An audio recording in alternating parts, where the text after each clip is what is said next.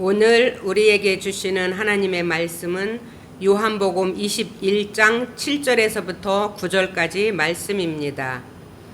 예수께서 사랑하시는 그 제자가 베드로에게 이르되 주님이시라 하니 시몬 베드로가 벗고 있다가 주님이라 하는 말을 듣고 겉옷을 두른 후에 바다로 뛰어 내리더라.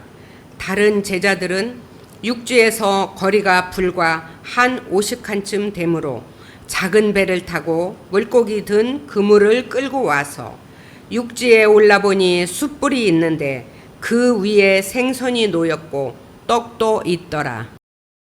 예수님의 말씀을 따라서 갈릴리로 돌아온 제자들이 한 첫 번째 일은 디베라 바다로 가서 고기 잡는 일이었습니다. 물론 그들이 도착하자마자 그 일을 하지는 않았을 것 같습니다. 오랜만에 고향에 돌아왔으니까 먼저 가족들을 만나보았을 것이고 또 친한 이웃들을 만나봤을 것입니다. 그들 사이에도 이미 예수님에 관한 소문이 파다하게 퍼져 있었겠죠. 물론 제자들은 부활하신 예수님을 목격하고 왔습니다만 아마도 상당수의 갈릴리에 있는 사람들은 예수님이 십자가에 달려 돌아가신 것으로만 알고 있을 것입니다. 그렇기 때문에 설사 그들이 부활하신 예수님을 만난 그 목격담을 얘기한다 하더라도 좀처럼 믿기는 어려웠겠죠. 그들은 언제 예수님을 만날지 알 수 없었습니다. 예수님이 갈릴리로 먼저 가셔서 제자들을 만날 것이라고 말씀하셨지만 정확히 언제 어디서 만날 것이라는 말씀을 안 하셨기 때문에 그들은 무한정 기다릴 수밖에 없었습니다. 하지만 앞선 두 차례의 경험에 의하면 그들이 모여있는 곳에 예수님이 호련히 나타나셨기 때문에 아마 그 점을 기억했을 것 같습니다. 모여있는 것에 힘썼을 거예요.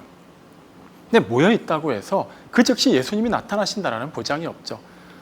어느 정도 시간이 흐른 시점에서 그들은 예수님을 기다리되 다른 무언가 생산적인 일을 하고자 하는 마음을 가졌을 것 같습니다. 이미 여러 차례 말씀드렸던 것처럼 고향에 돌아왔으니까 가족들에게 그동안 소홀히 했던 그런 여러 가지 의무를 다하는 차원에서 원래 했던 고기 잡는 일을 나섰을 수도 있습니다. 그리고 당장 또 성인이 된 자로서 자신들이 그 먹고 사는 문제에 대한 최소한의 책임은 져야 되기 때문에 그 일을 위해서 그들이 할 수 있는 가장 최선의 일은 고기 잡는 일이었을 것입니다. 그래서 간 거예요. 만약에 한 명만 갔다면 얘기가 달라지겠지만 처음에 베드로가 고기 잡으러 간다고 했을 때 그곳에 함께 있었던 제자들도 함께 갔기 때문에 어쨌거나 그들은 함께 모여서 예수님의 오심을 기다리고 있었어요. 그런데 고기를 잡는 과정에서 문제가 생기기 시작했죠. 아무리 3년 남짓 그들이 그물질에서 손을 놨다 하더라도 그 일은 예수님의 제자로 부름받기 전까지 그들이 너무나도 익숙하게 해왔던 일입니다. 그렇기 때문에 어느 지점에서 어느 시간대 어떤 방법으로 그물을 내리면은 물고기가 많이 잡힌다는 것을 그들은 이미 알고 있어요. 그 방법을 총동원했음에도 불구하고 잡히지가 않는 겁니다. 대체로 디베라 바다에서는 밤에 그물질을 했습니다. 어두울 때 생선들이 물고기들이 이렇게 수면 위로 올라오기 때문에 그 물고기들을 잡기 위해서 원래 알던 방법대로 밤에 나가서 그물질을 하는데 밤이 새도록 그물을 내렸지만 그들은 번번이 헛수고만 하고 말았습니다. 지칠 대로 지쳤어요. 동이 터옵니다. 이젠 원래 그들의 경험에 의하면 물고기를 잡기에는 너무 늦은 시간이 되어버렸어요. 포기를 하려고 하는 그 찰나에 이미 디베라 바닷가에는 예수님이 서 계셨습니다. 하지만 제자들의 시선은 온통 그물질에 쏠려 있었죠. 물고기 한 마리 잡히지 않을 그 공허한 그물에만 모든 마음이 쏠려 있었기 때문에 그들은 예수님을 알아볼 수가 없었습니다. 분명히 예수님의 말씀을 따라 갈릴리로 왔고 예수님을 기다렸어야 함에도 불구하고 기다리는 과정 중에 잠시 그물질을 한 것 자체는 문제가 없었지만 이미 그 일을 하는 순간 어느 시점에서부터인가 그들의 마음속에서는 예수님이 사라지고 말았죠. 말씀을 붙잡았어야 하지만 그들은 공허한 그물만 붙잡고 있었습니다. 그런 그들에게 바닷가에 서 계신 예수님이 보이려면 안무했겠죠. 이미 오늘 이건 본문에 살펴봤듯이 제자들이 있었던 배와 예수님이 서 계셨던 바닷가의 그 거리는 약 50칸쯤 된다고 합니다. 우리에게 익숙한 미터법으로 환산하면 대략 90m 정도 되는 거리예요. 멀다면 먼 거리지만 동이 터오는 시점에서 사람들이 이렇게 많이 모여있지도 않고 그 바닷가에 한 분이 서 계시다면 충분히 알아볼 수 있는 거리입니다. 그런데도 그들은 신경을 쓰지 않았어요. 어쩌면 은연중에 누군가 있다라는 걸 의식했을지는 모르겠습니다. 하지만 그들의 관심사는 온통 그물질에 쏠려 있었죠. 한 마리라도 잡아가야 되는데, 이건 자존심 문제가 아니라 그동안 밤새도록 에너지는 다 썼는데 너무나도 허무하지 않습니까? 어쨌거나 그 다음날 자신들의 양식을 위해서도 하다못해 가족들에게 또 몇 마리라도 또 잡아서 가져가야 좀 이렇게 체면이 설 텐데, 이거 어느 것 하나 되는 게 없는 상황이죠. 포기하지 못하는 겁니다. 하지만 포기를 해야 되는 그 시점에 해안가에 서 있었던 그 의문의 사람이 그들에게 말을 걸어옵니다. 얘들아, 고기를 좀 잡았느냐? 속이 상하죠. 화가 났을 수도 있어요. 한 마리도 못 잡았는데, 누군지도 모르는데 굉장히 친숙한 말로 자신들을 부릅니다. 보통 혹시 뭐 고기를 좀 잡았습니까? 이런 투로 물어봤다면 못 잡았습니다 이렇게 대꾸해도 크게 상황상 어색하지가 않아요. 그런데 굉장히 친숙한 어조로 어떻게 보면 자신들은 상당히 어린아이처럼 대하는 그런 말투로 물어봅니다. 그러면 상식적으로 어떻게 해야 될까요? 누군데 우리한테 이렇게 말을 하지? 하고 좀 쳐다봐야 되지 않나요? 그런데도 제자들은 지금 너무나도 낙심해 있는 거예요. 예수님을 염두에 두고 있지 않았기 때문에, 이미 예수님을 지웠기 때문에 그 음성이 분명히 귀에 익은 음성이었음에도 불구하고 그들은 그 음성의 진원지를 확인하려고 하지 않아요. 그쯤 되면은 예수님이 어떻게 하셔야만 할까요? 이 믿음 없는 제자들, 기껏 예루살렘에서 그렇게 처절하게 실패를 했고, 그럼에도 불구하고 그들에게 찾아가셔서 자신의 부활하신 모습을 보여주시고, 또 이렇게 장차 또 맡길 사명에 관해서 말씀하시기 위해서, 또 그들의 그 고단한 심신을 또 회복하시기 위해서 고향의 갈릴리로 먼저 가 있으라고 말씀하셨는, 그 말씀을 다 잊어버리고 지금 갈릴리에서 그물질하고 있는 거예요. 그들의 예루살렘에서의 실패는 갈릴리에서도 계속 이어지고 있는 겁니다. 그쯤 되면은 예수님이 좀 책망하셔도 전혀 문제가 될 것 같지 않아요. 상황은 전혀 다릅니다만 마태복음 14장 22절 이하에 보면 제자들이 이제 배를 타고 가는데 건너편으로 가는 과정에서 풍랑을 만나서 배가 막 뒤집힐 정도의 위험한 상황에 빠진 경우가 있죠. 그때 어떤 일이 일어납니까? 예수님이 그 바다 위를 걸어서 제자들에게 오셨어요. 그때 베드로가, 물론 다른 제자들은, 물론 베드로도 처음에는 귀신인 줄 알았어요. 유령인 줄 알고 다들 막 깜짝 놀랐습니다. 막 풍랑은 일고 막 배 안에 막 물은 들어차고 막 배가 왔다 갔다 하는데 그 풍랑 너머로 누군가가 이렇게 보였다 안 보였다는 거예요. 당연히 유령이라고 생각할 수도 있습니다. 근데 예수님이신 거예요. 우리 제자들의 그런 믿음 없음에 대해서 막 뭐라고 하십니다. 근데 그때 베드로가 어떻게 하죠? 정말 주님이 맞으시다면 나로 하여금 이 물 위를 걸어서 주님께 오라고 말씀해 주십시오. 오라! 그러니까 베드로가 정말 걸어갑니다. 그러다가 그 풍랑을 보고는 물에 빠져들죠. 그때 어떤 일이 일어납니까? 예수님이 그를 건져주시면서 왜 이렇게 믿음이 없냐고 책망하시잖아요. 분명히 물 위를 걸어간 것은 초자연적인 일이에요. 전혀 상식적인 일이 아닙니다. 하지만 그 일이 가능했던 것은 예수님의 말씀을 그대로 따랐기 때문이에요. 만약에 예수님이 물 위로 걸어오라고 얘기하지도 않으셨는데 베드로가 그냥 물속에 몸을 던졌다면 그는 그냥 빠졌겠죠. 하지만 예수님이 말씀하셨고 베드로는 그 말씀에 순종을 했습니다. 그랬더니 걸어갔잖아요. 그런데 이내 예수님이 아닌 그 너머에 있는 커다란 풍랑을 보고 그가 낙심하는 순간 그는 여지없이 물속에 빠져들었습니다. 예수님을 건져주시면서 그의 그 믿음 없음을 책망하시는 그 사건, 이걸 한번 대입해 볼까요? 제자들이 그물질한 것 자체는 분명히 윤리적으로 크게 문제되는 일은 아닙니다. 예수님이 언제 나타나실지 모르잖아요. 하지만 그들이 함께 모여 있는 곳에 두 차례에 걸쳐 나타나셨으니까 어쨌거나 물고기 잡는 그 현장에도 같이 있으면 거기서도 나타나실 수 있지 않겠어요? 그러니까 제자들의 행동 자체는 문제가 되지 않아요.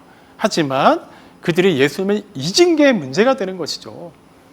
그리고 심지어 예수님이 바닷가에 서 계셨고 그들에게 분명히 귀에 익은 음성을 들려주셨음에도 불구하고 그들은 예수님을 알아보지 못했어요. 알려고 하지도 않았어요. 그때라도 좀 기억했어야 되는데 여전히 그들의 시선은 그물에 가 있었어요. 그쯤 되면 예수님이 그 90m 정도 되는 거리, 기존처럼 물 위를 걸어서 오셔서 제자들을 막 책망하셨어도 되지 않을까요? 그런데 그렇지 않습니다. 예수님은 오히려 그들이 물고기를 많이 잡을 수 있는 방법을 알려주세요. 너희들이 타고 있는 배 오른쪽으로 그물 내려라. 그럼 많이 잡을 것이다. 아니, 누군지도 모르는데 그 배에 타고 있는 제자들, 그리고 업으로 잔뼈가 굵었던 사람들 기준에서는 그쪽인들 이쪽인들 그물 내려보지 않았을까요? 여러 차례 시도해 봤을 겁니다. 내려봐야 소용이 없어요. 이제 동이 트기 때문에 더 확률상 잡기가 어렵습니다. 그런데 어떤 거부할 수 없는 힘에 이끌려서 그들이 그물을 내렸어요. 그래서 정말 그물을 한 번에 들어 올릴 수 없을 정도로 많은 물고기들이 잡혔습니다. 얼마나 그들이 기뻤을까요?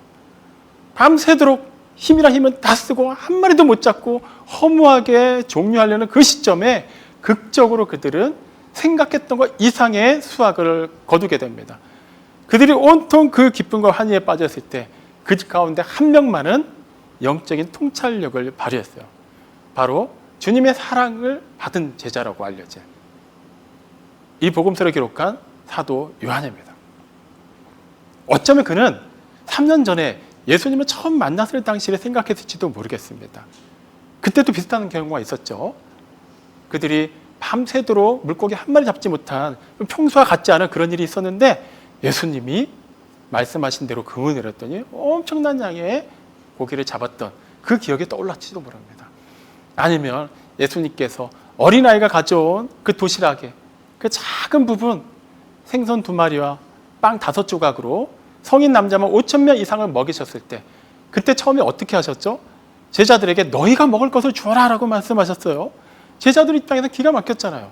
아니, 우리가 이 많은 사람들을 위해 음식을 준비할 수도 없고 어디 가서 음식을 사온다고 하더라도 엄청난 금액의 돈이 있어야 되는데 우리는 아무것도 없고 준비할 수 있는 상황도 아닙니다 했어요. 그런데 결과적으로는 어린아이의 도시락 하나를 가져왔을 때 예수님이 그걸 통해서 제자들로 하여금 계속해서 사람들에게 나눠주게 하셨더니 어떻게 됩니까? 그곳에 모인 사람들이 충분히 먹고도 12광주리가 남았어요.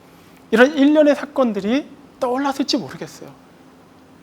이렇게 하실 수 있는 분, 그냥 말씀만으로 우리의 경험을 초월해서 놀라운 결과를 이끌어내실 수 있는 분은 오직 예수님 뿐이다 라고 생각하고 주목해 보았습니다.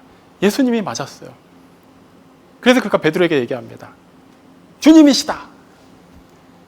베드로는 그때까지도 아마 다른 제자들과 마찬가지로 그 많은 물고기들이 잡힌 그물을 끌어올리는데 정신이 이제 빠져 있었을 겁니다.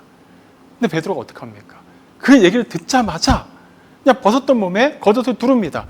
아마도 일반적으로 겉옷을 입고 있었겠지만 고기 잡는 동안에는 그게 거추장스럽고 좀 약간 더울 수도 있으니까 옷을 벗어놨겠죠. 근데 그 겉옷을 두르고 그냥 물속으로 들어가요. 그 본문 그 짧은 내용을 보면 베드로가 요한의 말을 듣고 예수님이 정말 계시다는 걸 확인하고 갔다라는 기록이 없어요. 그냥 주님이시다라는 그 말만 듣고 그냥 그대로 들어갑니다. 근데 그 와중에 겉옷을 두르고 가요. 왜 그랬을까요? 아니 90m 정도 되는 거리, 수심이 얼마나 됐는지는 잘 모르겠습니다만 높은 확률로 헤엄쳐서 갔을 거예요. 그러면 속옷만 입고 있는 상태 아니면 아예 그러니까 상의를 탈의한 상태보다는 겉옷을 두르고 가는 게 훨씬 불편했겠죠. 물을 그만큼 머금어야 되고 또 헤엄치는데도 많은 방해가 됐을 거예요. 그런데도 부득불 베드로가 그렇게 수고를 무릅쓰고 겉옷까지 두르고 갑니다. 예수님 앞에 예를 갖추기 위해서요. 그는 앞서 마태복음 14장에서 살펴본 그 경우에서처럼 그냥 예수님이 무리를 걸어오라 하시니까 상식적으로 아무리 예수님이 말씀하셔도 이게 좀 말이 안 되잖아요. 근데 그냥 걸어가는 사람입니다. 예수님이 잡히시던 장소에서는 예수님을 지키겠다고 그냥 혼자서 그 많은 군인들을 상대로 단검을 뽑아들었던 사람이에요. 그냥 물불 안 가립니다. 주님을 위해서라면 그는 그냥 앞뒤 계산하지 않아요. 그냥 뛰어드는 사람이에요. 그러니까 베드로가 물속에 뛰어든 거는 우리 입장에서 그게 이상하게 보이는 장면 아니에요. 근데 그 와중에도 그는 예수님께 예를 갖추기 위해 겉옷까지 들어옵니다. 얼마나 예수님을 사랑하는지 아시겠죠? 베드로가 이런 사람이에요. 참 여러 가지 면에서 우리가 비슷하기도 하고 또 배울 점이 많은 제자이기도 합니다. 그런데 좀 이상하죠? 베드로에게 먼저 그 사실을 알린 요한은 예수님을 가장 먼저 알아봤음에도 불구하고 베드로와 함께 물에 빠져들지 않습니다. 그냥 다른 제자들과 함께 배 그대로 머물러 있었어요. 분명히 예수님을 가장 먼저 발견했다는 점에서 요한의 그 통찰력은 뛰어난 것입니다. 분명히 우리가 높이 살 만한 부분이죠. 그런데 그는 베드로처럼 그렇게 적극적으로 행동하지는 않아요.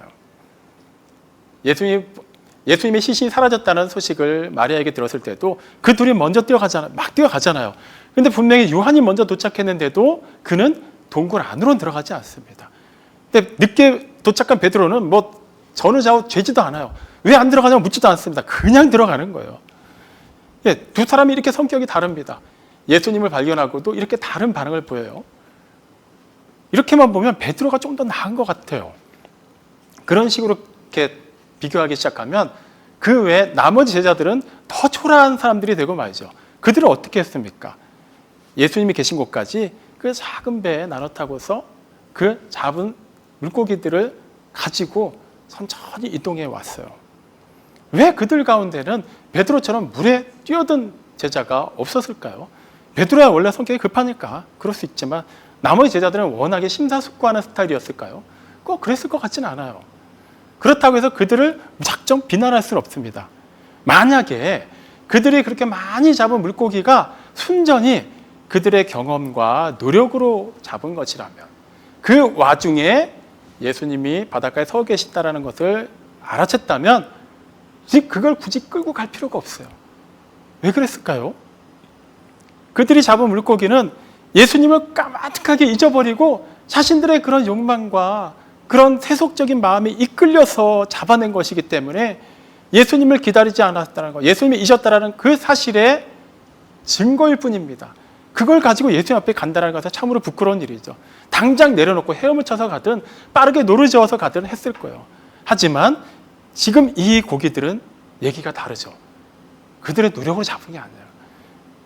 예수님이 말씀하셨고 그 말씀하신 것에 순종했더니 이루어진 결과입니다. 비록 그물을 내릴 당시에는 그 말씀하신 분이 예수님이라는 걸 알지 못했지만 어쨌거나 예수님이신 걸 알고 나니까 정말 예수님이 말씀하신 대로 이루어졌다는 것, 그것을 증명할 수 있는 그 놀라운 산물인 것이죠. 그렇기 때문에 그들은 그것을 소중히 다룬 것입니다. 그걸 주님 앞으로 가지고 간 거예요. 이런 식으로 따지면 가장 먼저 예수님을 발견한 요한, 예수님이시라는 얘기만 듣고 곧장 물속에 뛰어든 베드로, 그다음에 예수님의 말씀을 따라 잡은 고기들을 소홀히 여기지 않고 그것을 잘 가지고 예수님 앞으로 가져간 제자들, 나머지 제자들 다 뭐 뛰어난 사람들이라 할 수 있어요. 근데 여기까지의 비교는 어디까지나 그들만 놓고 봤을 때의 비교입니다. 이제 예수님 입장에서 한번 생각해 볼까요? 모르겠습니다. 베드로가 가장 먼저 왔을 수도 있는데 뭐 본문에는 그런 기록이 없기 때문에 뭐 배를 타고 온 제자들이 먼저 왔을 수도 있고 비슷하게 왔을 수도 있어요. 어찌 되었든 예수 입장에서 봤을 때 베드로나 가장 먼저 발견한 요한이나 그 고기들을 소중히 여기고 예수님 앞에 가지고 온 제자들, 나머지 제자들이나 다 소중한 제자들인 건 마찬가지지만 결론적으로 얘기하면 실패자들입니다. 분명히 예수님이 그들과 만나려고 했을 때 의도는 이런 장소에서 이런 모양은 아니었을 거예요. 그렇다고 해서 예수님의 계획이 빗나갔다는 게 아닙니다.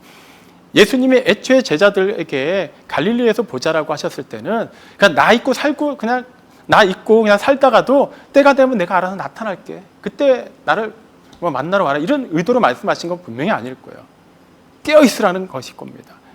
예수님이 잡히시기 전에 겟세마네 동산에 기도하실 때에도 그 세 명의 제자들에게는 어떻게 말씀하셨나요? 함께 깨어서 기도하자고 말씀하시잖아요. 근데 그들이 어떻게 합니까? 예수님이 3번 기도하고 오실 때마다 딱 보면은 그냥 피곤에 쩔어가지고 뭐 식곤증에 쩔어가지고 그냥 잠들어 있는 거예요. 지금 그런 상태입니다. 예수님의 의도와는 제자들이 완전히 어긋난 상태로 예수님을 만난 거예요. 그렇다면 굳이 물 위로 걸어가서 책망하지 않으셨더라도 이렇게 보는 순간 혼내실 수도 있지 않을까요? 그런데 예수님이 뭘 하고 계셨습니까? 뭔가 준비해 두셨어요. 제자들이 이제 물 위로 올라와서 보니까 숯불이 놓여 있고 그 위에 생선이 있고 또 빵들이 준비되어 있었어요. 예수님이 제자들을 위해서 준비해 두신 겁니다. 이게 얼마나 놀라운 은혜인지 몰라요. 베드로 입장에서 한번 생각해 볼까요? 그는 지금 겉옷까지 두르고 물속을 헤엄쳐서 왔기 때문에 온몸이 다 젖어 있어요. 다시 겉옷을 걸쳐 입었겠지만 그 물이 막 뚝뚝 떨어지고 아마도 또 이게 밤새도록 일을 하면서 체력도 많이 고갈됐으니까 많이 지쳐있을 겁니다. 한기가 막 몰려오고 있을 거예요. 그런 그에게 숯불이 얼마나 든든한 위로가 됐을까요? 그는 거기서 몸을 녹이면서 어쩌면, 물론 성경에 기록되어 있지 않습니다만, 예수님이 잡히시고 대제사장에게 신문을 받으실 때 그 집 밖에서 그 다른 사람들이 불을 쬐고 있을 때 베드로도 거기서 불을 쬐잖아요. 그때 어떤 일이 일어났습니까? 당신도 저 사람은 제자가 아니요 라고 했을 때 그는 자기는 예수의 제자가 아니라고 3번이나 부인했죠. 어쩌면 그 장면이 떠올랐을지도 모르겠어요. 불을 쬐면서. 그럼에도 불구하고 예수님이 자기를 버리지 않으시고 외면하지 않으시고, 그 심지어는 이 갈릴리에서도 이 그물질하느라고 까마득하게 예수님을 잊고 있었는데도 불구하고 그거에 대해서 전혀 뭐라고 한마디 안 하시고 불을 준비해 두셨어요. 양식까지 준비해 두셨습니다. 많은 생각이 들었을 거예요. 다른 제자들도 마찬가지죠. 그들은 분명히 많은 고기를 잡아왔지만 어디까지나 그런 결론적인 얘기일 뿐, 예수님의 음성을 듣기 전까지 그들은 완전한 실패자였어요. 예수님을 잊은 실패자일 뿐만 아니라 물고기도 한 마리도 잡지 못한 실패자였습니다. 몸은 지쳐 있었어요. 배는 고팠습니다. 그들 역시 또 적잖이 추위를 느꼈을 거예요. 그들에게 필요한 게 뭐였을까요? 격려입니다. 양식입니다. 따뜻한 불입니다. 제자들을 위해서 예수님이 준비해 두신 거예요. 혼낼 때 혼내더라도 일단은 좀 이렇게 몸 좀 녹이고 좀 먹이고 나서 혼내려고 그러셨을까요? 그 뒤에 내용들을 보면 그런 것은 아니라는 것을 알 수 있어요. 이 장면을 우리가 유념해서 봐야만 해요. 우리가 지난 한 주 동안의 삶을 한번 돌아보겠습니다. 이 장소에서 예배를 드리고 예배당 문을 벗어날 때만 해도 우리 각자에게는 또 나름의 또 각오가 있었을 거예요. 매일 아침마다 정해진 분량의 말씀을 읽고 묵상하고 기도하면서 또 하루를 시작함에 있어서 또 나름의 또 각오를 가지고 시작했을 것입니다. 그래서 우리의 하루하루를 살펴보고 지난 한 주간을 살펴보니까 어떤가요? 정말 우리에게 주신 그 은혜의 말씀, 우리에게 주신 그 놀라운 성령님의 감동에 이끌려서 정말 좌로도 우로도 치우치지 않고 하나님 보시기에 기뻐하실 만한 믿음의 삶을 100% 살았다고 자신할 수 있습니까? 물론 그런 의도를 가지고 살았음에도 불구하고 생각만큼 쉽진 않았을 거예요. 분명히 오늘은 말씀대로 그렇게 살겠다고 각오하고 문 밖을 벗어났지만 이제 세상이 나를 가만히 놔두지 않잖아요. 어쩔 때는 그냥 나를 가만히 놔두지 않는 정도를 넘어서 나를 못 살게 굴고 나를 괴롭힐 때도 많지 않았습니까? 억울한 일을 당해보기도 하고 불편한 일을 당해보기도 하고 손해를 보기도 하고, 어쩔 때는 크게 문제는 없었는데 그냥 바쁘게 살다 보니까, 열심히 살다 보니까 어느새 말씀도 잊어버리고 하나님도 잊어버리고 그렇게 살았던 시간도 있지 않았나요? 그럼 어떻게 해야 될까요? 그런 깨달음이 주어졌을 때, 내가 뭔가 좀 잘못 가고 있구나, 내가 지금 뭔가를 놓치고 있구나라는 것을 깨달았을 때 우리는 다시 말씀으로 돌아가야 된다는 거예요. 우리에게 말씀하신 그분 앞에 서야 된다는 거예요. 이 냉정한 세상에 살면서 우리가 얼마나 많이 심적으로 한계를 느꼈습니까? 열심히 살아보려고 했는데 우리의 뜻대로 되지 않는 가운데 얼마나 많은 공허함을 느꼈나요? 주님께로 가면 된다는 거예요. 그러면 거기에 숯불이 있어요. 일용할 양식이 있습니다. 어떻게 보면 초라해 보일 수도 있어요. 아니 무슨 막 진수성찬도 아니고 그냥 뭐 생선 몇 마리에 빵 몇 조각이 있었겠죠. 하지만 분명히 오병이의 기적을 행하셨던 예수님께서는 제자들이 먹기에 부족함이 없고 그 상황에서 그들에게 가장 필요한 그런 양식을 준비해 두셨을 겁니다. 가장 필요한 불을 준비해 두신 것과 마찬가지로 말이죠. 우리도 마찬가지입니다. 하나님의 뜻대로 살고자 했지만 또 열심히 살다 보니까 하나님의 뜻과는 거리가 멀게 살기도 하였고, 말씀을 적용해 보려고 했지만 왠지 이렇게 사는 것이 손해보는 것 같아서 하나씩 하나씩 말씀에 끈을 놓다 보니까 어느새 세상 사람들과 전혀 다를 바 없이 그냥 세속적인 그런 논리에 빠져서 살던 때도 적지 않았을 거예요. 하지만 그것을 깨달았기 때문에 다시 예배당에 나온 거 아닙니까? 그 사실을 알기 때문에 그 은혜를 다시 사모해서 다시 우리가 말씀을 아침마다 펴지 않았습니까? 부끄러움이 있고 좀 이렇게 송구스러운 마음이 있지만 그럼에도 불구하고 우리를 무작정 책망하지 않으시고 우리를 외면하지 않으시는 하나님 앞에 기도하지 않으셨나요? 그거면 된 거예요. 너무 늦은 때는 없습니다. 일전에 제가 알던 어떤 집사님이 오랜만에 연락이 왔어요. 저희 동네까지 오셔서, 그분 좀 멀리 지방에 사시는 분인데 한번 이렇게 만나서 한참 얘기 나눴습니다. 근데 그분이 고민을 얘기하시는데, 그분 나름 신앙생활 열심히 하시던 분이었어요. 근데 이제 하셨던 사업이 좀 어렵게 되면서 다른 일들을 여러 가지를 하게 되었습니다. 그러다 보니까 밤낮이 그냥 없이 그냥 계속 일만 하게 된 거예요. 자연스럽게 또 체력이 좀 이렇게 딸리기 시작하니까 주일 성수하는데 어려움을 겪기 시작했어요. 그렇게 한 번, 두 번 예배를 이렇게 빠지게 되니까 어느 순간인가 아예 일요일 날은 그냥 남은 5일, 6일 동안 열심히 일을 하기 위해 체력을 비축하는 날이 되어버리고 말았답니다. 그리고 또 세상적인 일을 많이 하고 또 많은 사람들을 만나다 보니까 자연스럽게 한때 잠깐 하다가 끊었던 술, 담배도 다시 시작하게 됐다라는 거예요. 막 그런 고민을 막 털어놓으십니다. 근데 그분이 저한테 털어놓은 고민의 핵심은 그게 아니었어요. 이게 아닌 것 같다라는 걸 자신도 알겠는데 뭔가 자꾸 이렇게 찔림이 오는데 너무 늦은 것 같다라는 거예요. 목사님, 이런 제가 다시 온전히 신앙생활 할 수 있을까요? 다시 교회 나갈 수 있을까요? 아니, 이미 이렇게 생활 패턴이 맞춰지고 나니까 막상 교회를 가려고 이렇게 하다가도 잘 몸이 움직이지 않는데요. 아니면 몸이 움직여도 이상하게 교회 갈 것보다 더 중요한 다른 일들이 막 생기더라는 거예요.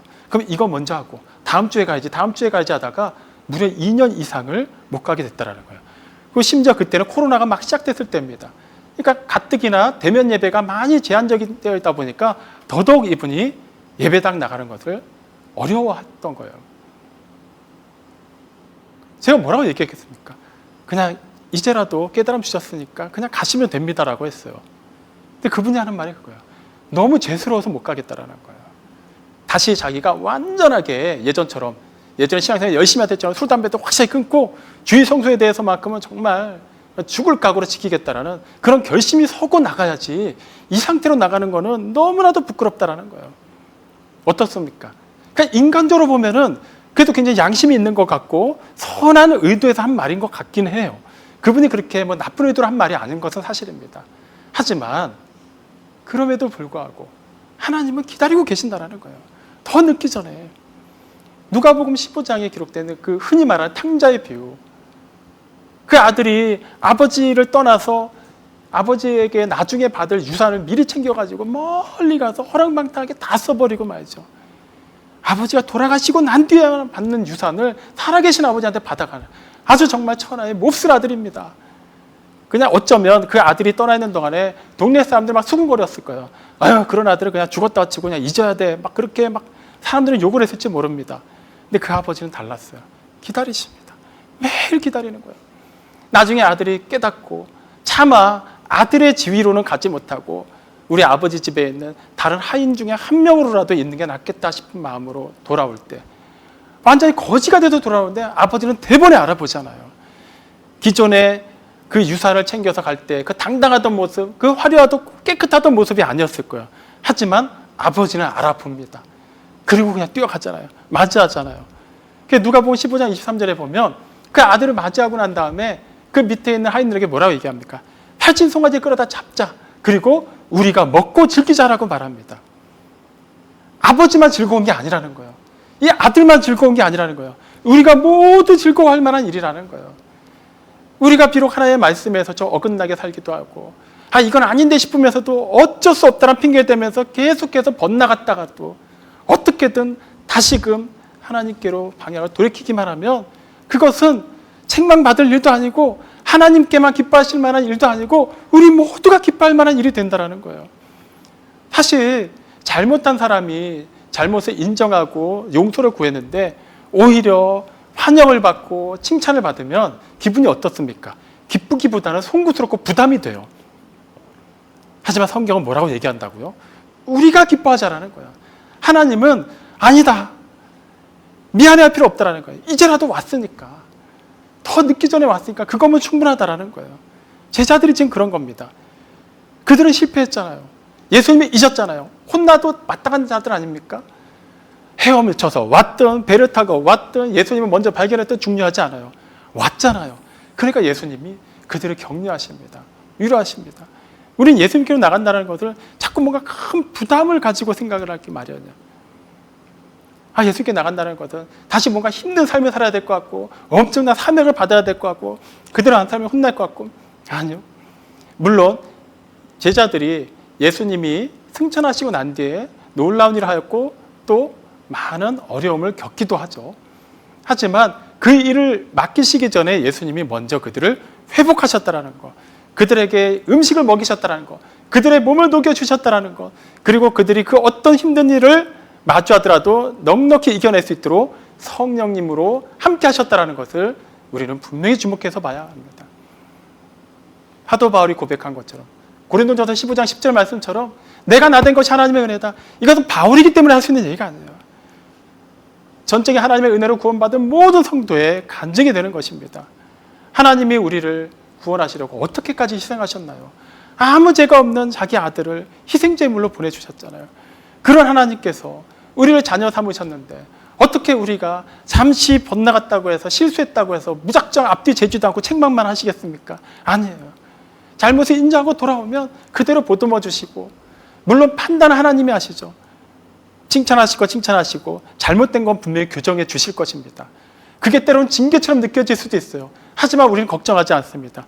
우리를 사랑하셔서 하시는 거기 때문에, 우리를 너무나도 아끼셔서 주시는 말씀이고 너무나도 우리를 소중하게 여기시기 때문에 우리를 다듬어 가시는 과정에서 징계를 내리시는 것이기 때문에 우리는 그걸 피할 필요도 없고 그것 때문에 낙심할 필요도 없고 하나님을 원망할 이유도 없습니다. 그냥 하나님께 나가서 받아들이시면 됩니다. 그러면 그 다음 하나님이 알아서 하시는 거예요. 누군가는 이렇게 얘기해요. 하나님이 세상을 너무 사랑하셔서 독생자를 주시지 않았습니까? 예수님도 마찬가지로 세상을 구원하시려는 아버지 하나님의 뜻을 따라 이 세상에 오시지 않았습니까? 그렇다고 우리가 세상에서 어떻게 살든 아무리 빗나가면서 살더라도 예수님이 오셔야 되는 거 아닐까요? 우리가 굳이 그냥 찔린 마음 가지고 예수님께 나아가야만 하겠습니까? 왜 하나님은 굳이 그렇게 우리를 비참하게까지 만드시는 걸까요? 마치 엎드려 절받는 것 같은 그런 심정을 느끼게 하시는 것일까요? 그럴싸하죠? 틀린 말입니다. 하나님이 분명히 아들을 보내주셨어요. 그 아들이 우리에게 오셨습니다. 그때는 우리가 하나님을 찾을 수도 없었고 찾을 만한 능력도 없었고 그런 능력이 조금이라도 있은들 그렇게 나아갈 수도 없었기 때문이에요. 하나님이 와주셔야만 했기 때문이에요. 하지만 하나님께서 오시고 나서 제자로 삼으시고 나서 주신 말씀은 하나입니다. 나를 따르라요. 우리는 주님을 따라야 되는 거예요. 왜 예수님이 무리를 걸어서 오셔서 책망하지 않으셨을까요? 어차피 생선과 떡을 마련해 두셨으면 그 빵을 주시기 위해서 그거 갖고 무리로 걸어오셨어도 되지 않을까요? 그 자리에서 함께 여기다가 금을 내려봐라 라고 얘기하셨어도 되지 않을까요? 근데 그렇게 하지 않으셨어요. 왜 마태복음 14장 22절 이하에서는 오셨고 이번에는 안 오셨을까요? 그때는 제자들이 예수님이 말씀하신 곳으로 가고 있었기 때문이에요. 그들이 가야 할 곳으로 가고 있으니까, 그럼에도 불구하고 어려움이 있어서 가지를 못하니까 예수님이 그들을 도와주러 오신 거예요. 말씀을 따르면 그곳에 예수님 반드시 함께 하십니다. 하지만 지금 디베라 바닷가에서는 제자들이 있어야 되는 곳은 어디입니까? 바다 한가운데가 아니라 바닷가, 예수님이 계신 곳이어야만 한다는 거예요. 오라는 거예요. 거기서 백날 예수님 불러봐야 소용없습니다. 우리가 가야 됩니다. 방향이 분명하면 헤엄쳐서 가든 배를 타고 천천히 오든 그건 중요하지 않아요. 속도 아무런 문제되지 않습니다. 언젠가 가기 때문이에요. 그렇다고 사람에 따라서 믿음의 분량이 있고 그 영성의 차이가 있기 때문에 가는 속도에는 차이가 있을 수밖에 없어요. 그런 것 때문에 비교하지 않으셔도 됩니다. 방향만 확실하시다면 가시기 바랍니다. 분명히 내가 잘못된 방향을 가고 있다는 걸 깨달았다면 모르겠다. 뭐로 가도 서울로만 가면 되겠지. 아니요. 제대로 가야 됩니다. 예수님이 서 계신 그곳, 말씀이 선포되는 그곳, 말씀으로 말미암아 난 그 길로 가시기 바랍니다. 사랑하는 성도 여러분, 세상이 말하는 최선의 길, 최고의 결과 좋습니다. 그것이 하나님의 말씀에 따른 과정 중에 얻게 된 결과라면 그것을 마다할 이유는 없어요. 하지만 조금이라도 말씀과 반대되는 것이라면 과감하게 내려놓으십시오. 금을 내려놓으셔도 됩니다. 얼마나 많이 잡았느냐, 한 마리도 못 잡았느냐 중요하지 않습니다. 그냥 물속으로 뛰어들어도 됩니다. 안 죽습니다. 걱정 안 하셔도 돼요. 천천히 가셔도 됩니다. 혼나지 않습니다. 하나님께로만 가면 그 다음은 하나님이 책임져 주십니다. 우리를 위해 준비되어 있는 그 숯불, 그 생선과 빵 앞으로 나아가시기 바랍니다. 그리고 하나님께 주신 것으로 충만하게 공급받으시고 그 에너지, 그 능력, 그 믿음으로 주어진 삶을 살아내시기 바랍니다. 그렇게 하나님께로 나가는 우리 모두에게 하나님께서 예비하신 크고 놀라운 복이 충만하게 넘치기를 주님의 이름으로 축원합니다. 아멘.